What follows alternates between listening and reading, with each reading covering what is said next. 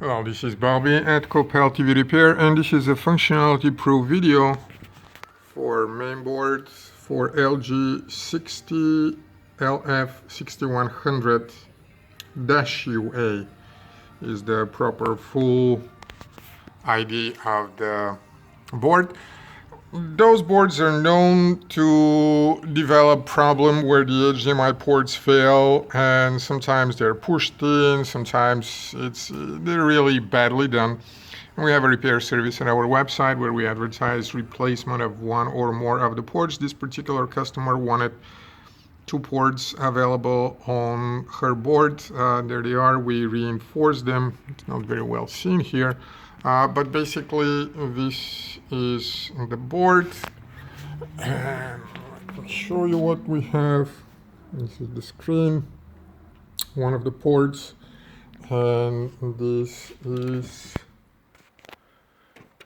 the other port that we fixed. The third port we did not replace. She said she doesn't want them. I believe the LG identifies and says this port was activated, so I just switched to it. Can't see it. There's the signal, and again our player is on the side. Can be seen in many other videos, and this is the port.